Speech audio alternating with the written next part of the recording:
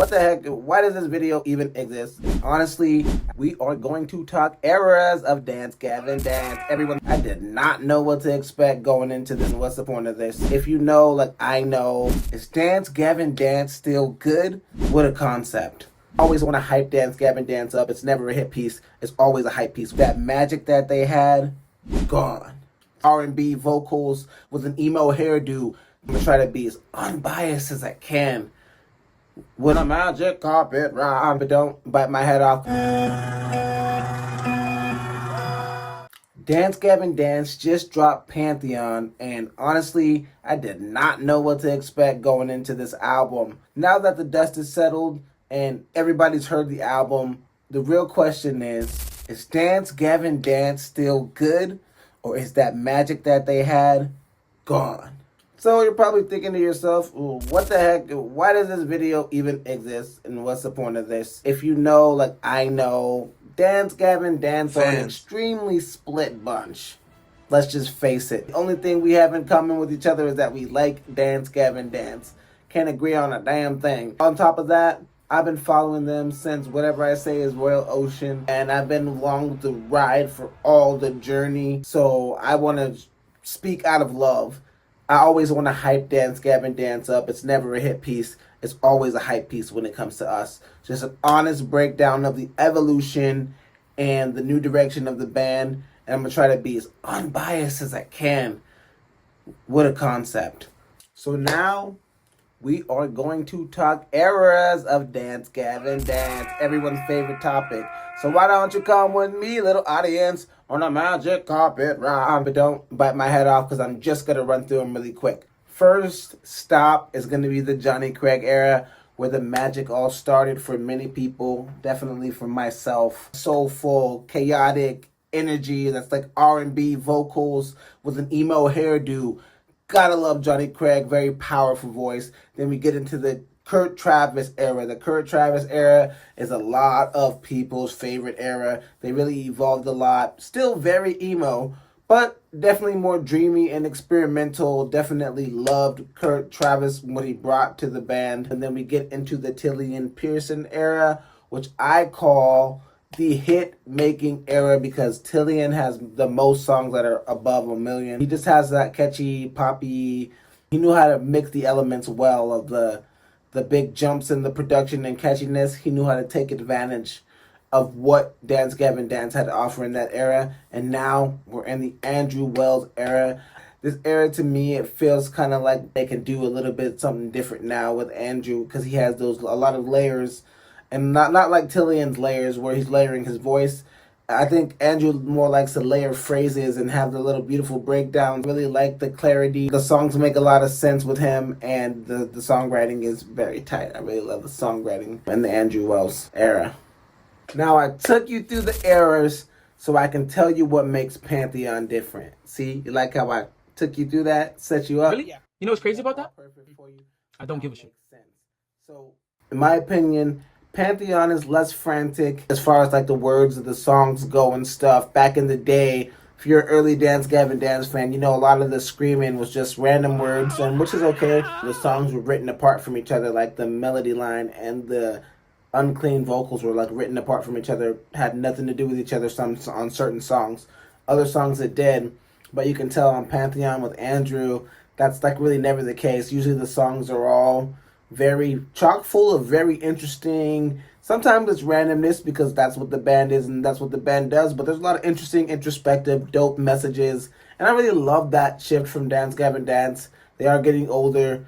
The production, it does seem more modern. It seems more today, but it's still definitely signature Swan core guitars. Like Will Swan definitely went crazy, and he has this magic sprinkled across this whole album. He even rapped a little bit on there, which made me happy. Yeah, John Mess evolved to another level with the things he's doing. He's got like 7, 8 different variations of the screams he's doing, man. The way he's just singing, screaming, rapping, scheming, like having it all bouncing, man, he's so impressive. It feels like they're rejuvenated. It doesn't feel like they're trying to recapture the old. They don't feel like they're chasing Tilian's ghost. They feel like they're doing something new and loving making music, which makes me happy.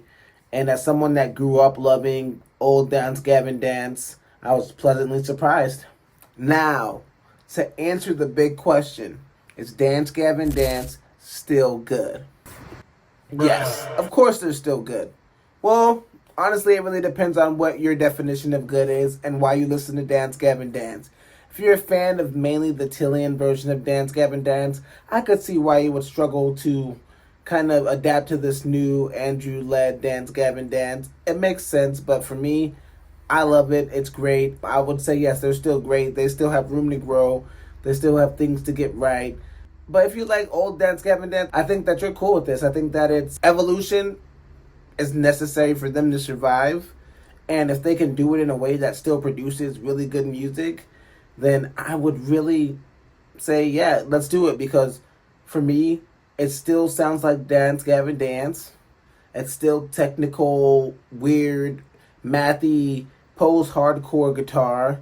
It's still emotional. It's still catchy. And they still do have elements of chaos in there. And I also would say with Pantheon, I was scared that I would only like one or two songs, but in reality, there's like 5 or 6 bangers, and then I like it more every time I hear it, even songs I thought I didn't like. All right, with everything in life, there's pros and cons, yin and yang, blah, blah, blah, blah, blah. So let's talk about that with this situation here. Now, what Dance Gavin Dance is doing better now, I feel that they have a better vocal blend between John Mess and Andrew Wells than they had with Tilian because the screams come in more frequently and I think they are better placed.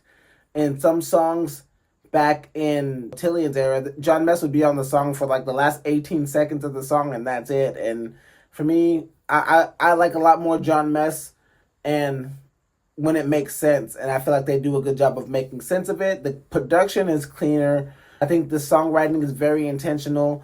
Like I said, the structure of the song and the words of the song themselves. And I really like some of the breakdowns and the placements of the layered phrases Andrew Wells was doing is very awesome. I feel like there's less filler tracks on Pantheon. They only have one album to go off of, so I don't want to go crazy saying things that are, that are too far.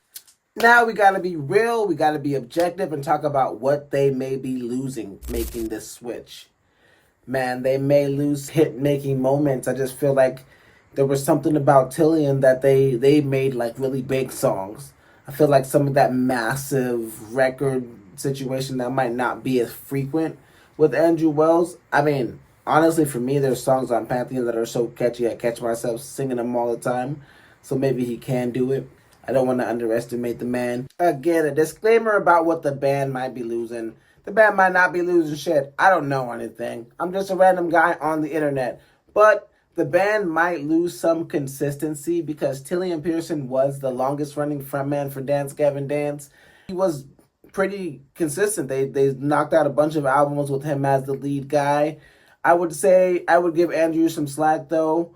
But Andrew is in another band, so that does call into question to be like, okay, are they going to be able to pump out records as quickly as they did when they had Tilian? Will his tours get in the way of DGD tours with Idola? I don't see that being a problem in reality, but it is a possibility, so we do have to talk about it.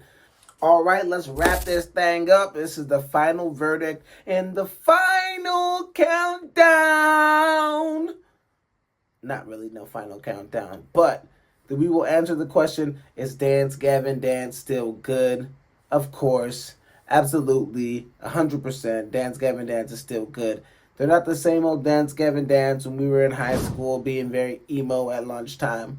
But they are still Dance Gavin Dance. They still show that. But they shouldn't be the same. If we're being honest, nobody's the same. Were you the same as you were in 2005, 2006, 2007, in that range?